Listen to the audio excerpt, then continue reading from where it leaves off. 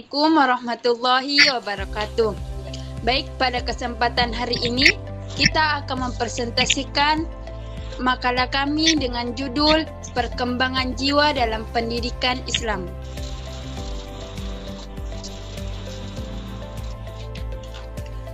Adapun latar belakang, perkembangan jiwa untuk pendidikan Islam merupakan kajian yang membahas bagaimana proses pertumbuhan dan perkembangan manusia dipahami dalam perspektif Islam serta bagaimana pendidikan berperan dalam membentuk karakter akhlak dan kepribadian peserta didik. Dalam Islam, pendidikan bukan sekedar transfer ilmu pengetahuan, melainkan proses pembinaan jiwa yang berorientasi pada pembentukan insan kamil. Next.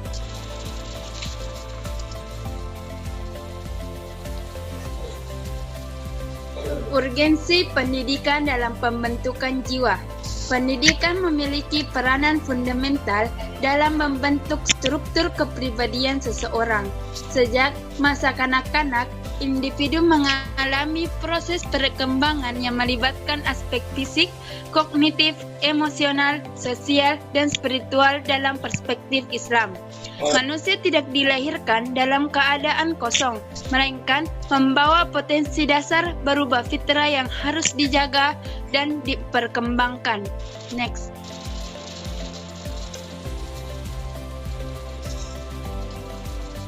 Konsep pendidikan berbasis fitrah. Konsep pendidikan berbasis fitrah berangkat dari keyakinan bahwa setiap manusia dilahirkan dalam keadaan suci dan memiliki potensi bawaan yang unik. Rasulullah SAW bersabda, "Kullu mauludin yuladu 'alal fitrah." Setiap anak dilahirkan dalam keadaan fitrah, maka kedua orang tuanya lah yang menjadikannya Yahudi, Nasrani, atau Majusi. Hadis ini menegaskan bahwa lingkungan memiliki peran besar dalam membentuk arah perkembangan anak. Fitrah sebagai potensi dasar dapat berkembang secara optimal apabila mendapatkan bimbingan yang benar. Next.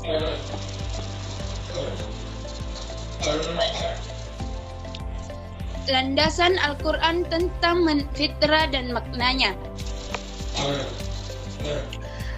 Al-Quran menegaskan konsep fitrah dalam Quran Surah Ar-Rum ayat 30. Bismillahirrahmanirrahim.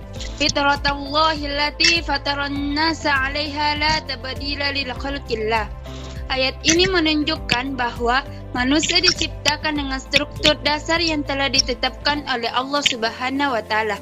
Fitrah tersebut mengarah pada pengakuan terhadap keesaan Allah dan kecenderungan kepada kebaikan.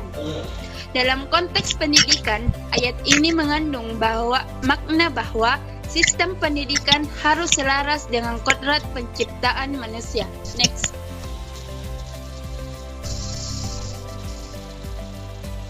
Pendidikan sesuai tahap perkembangan.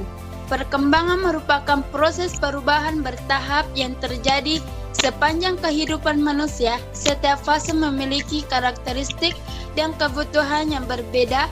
Anak usia dini lebih menekankan bahwa pada pembiasaan dan keteladanan. Sementara remaja membutuhkan pendekatan dialogis dan rasional. Pendidikan yang tidak mempertimbangkan tahap perkembangan dapat menimbulkan tekanan psikologis serta menghambat pertumbuhan potensi. Next.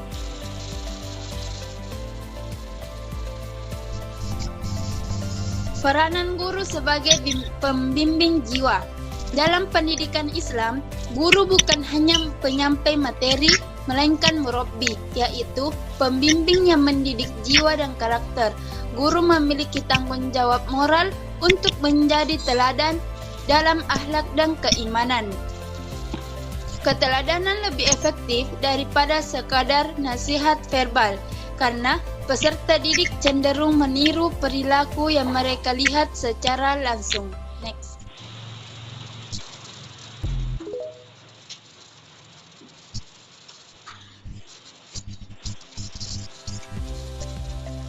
Pendidikan akhlak dan konsep tazkiyatun nafs. Tazkiyatun nafs merupakan inti dari pendidikan akhlak dalam Islam. Proses ini mencakup pembersihan jiwa dari sifat-sifat tercela dan pengisian dengan sifat-sifat terpuji. Allah Subhanahu wa taala berfirman dalam Quran surah Asy-Syams ayat 9 sampai 10 yang berbunyi, Bismillahirrahmanirrahim. Qad aflaha man zakkaha wa qad khaba man dassaha. Ayat ini menegaskan bahwa keberuntungan sejati diperoleh oleh orang yang mampu menyucikan jiwanya dalam proses tazkiyah terhadap tahapan nafs al-ammarah yang cenderung pada keburukan, nafs al-lawwamah yang mulai menyadari kesalahan, dan nafs al-mutmainnah yang mencapai ketenangan. Next.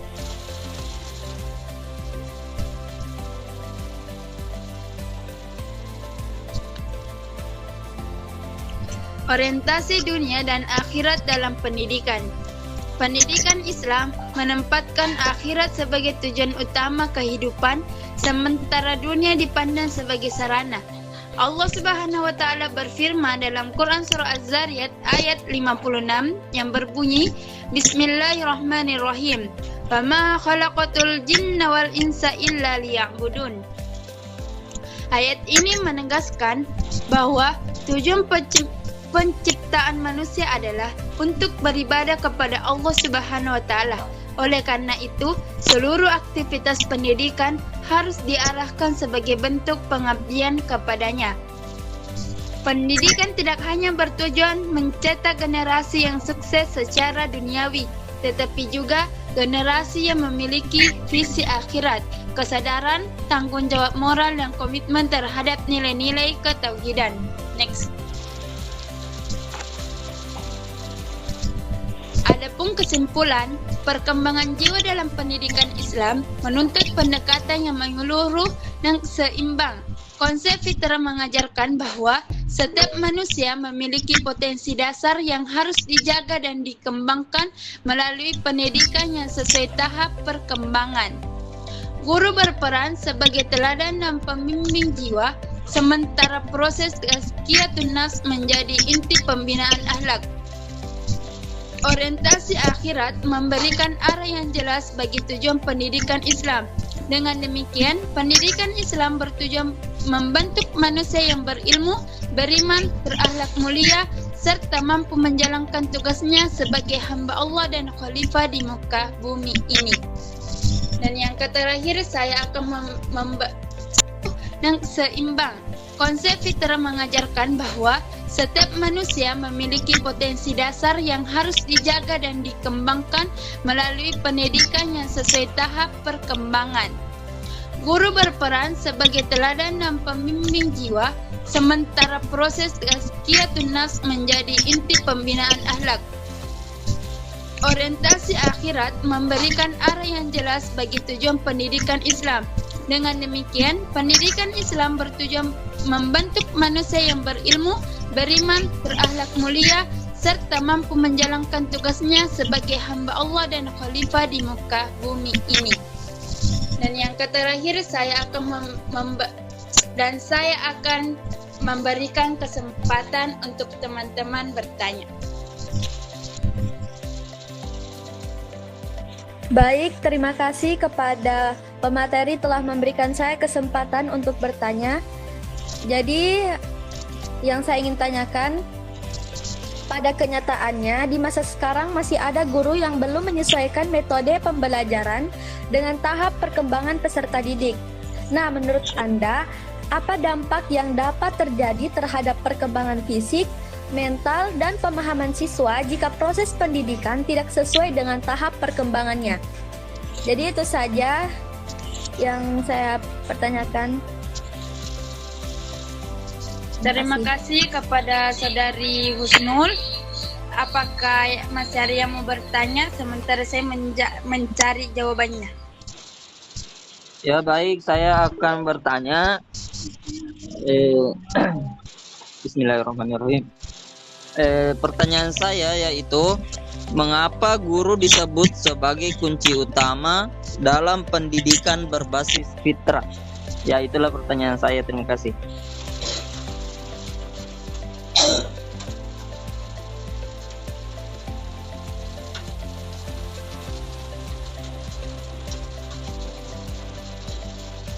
Bisa diulangi pertanyaan dari saudara Randy? Ya, baik, pertanyaan saya yaitu mengapa guru disebut sebagai kunci utama dalam pendidikan berbasis fitrah?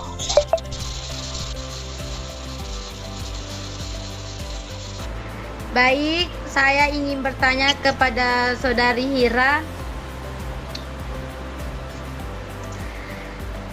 Terima kasih kepada kesempatan untuk bertanya kepada pemakalah. Langsung saja. Adapun pertanyaan saya yaitu dalam konsep pendidikan Islam yang berorientasi pada keseimbangan dunia dan akhirat, bagaimana seharusnya seseorang menyikapi kebiasaan masyarakat yang sering membandingkan pencapaian duniawi seperti harta, jabatan, dan prestasi sehingga dapat tetap menjaga tujuan hidup yang tidak hanya berfokus pada dunia tetapi juga pada akhirat. Terima kasih. Baik, terima kasih kepada Saudari Nela yang telah bertanya. Baik, saya akan menjawab pertanyaan dari Saudari Husnul Syahrir. Adapun pertanyaannya, pada kenyataannya di masa sekarang masih ada guru yang belum menyesuaikan metode pembelajaran dengan tahap perkembangan peserta didik. Nah, menurut Anda, apa dampak yang dapat terjadi terhadap perkembangan fisik, mental, dan pemahaman siswa jika proses pendidikan tidak disesuaikan dengan tahap perkembangannya? Adapun jawabannya yaitu peserta didik bisa mengalami tekanan fisik yang tidak semestinya. Misalnya, siswa usia dini dipaksa belajar dengan intensitas tinggi seperti siswa dewasa, padahal kondisi fisik mereka belum siap.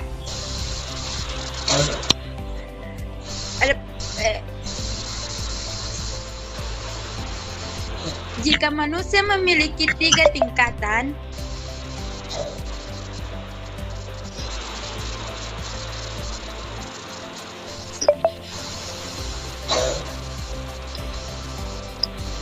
kematangan fisik tertentu dalam tahap perkembangan, artinya memaksakan aktivitas belajar di luar kesiapan fisik dapat mengganggu proses tumbuh kembang alami siswa.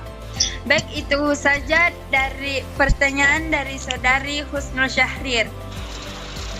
Apakah Saudari Husnul Syahrir sudah menerimanya? Baik, terima kasih atas jawaban yang Anda berikan. Saya cukup memahami dari jawaban yang Anda berikan. Saudari Husnul Syahrir, Saudari Husnul Syahrir. Tidak ada yang muncul, suara aku sudah bisa dimetek, Kak. Ada mi. Oke.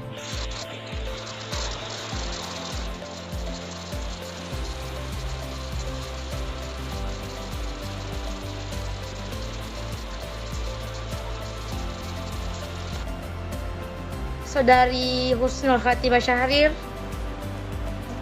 Apa maksudnya sih? Adapun pertanyaan dari Saudara Randy, mengapa guru disebut sebagai kunci utama dalam pendidikan berbasis fitrah?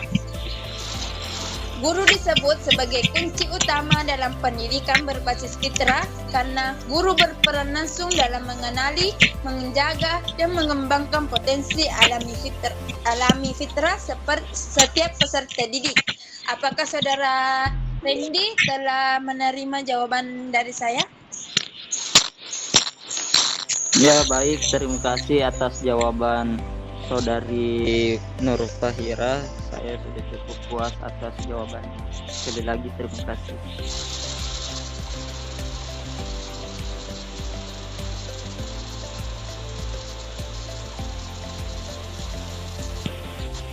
Baik, saya akan menjawab pertanyaan dari saudari Nurnela.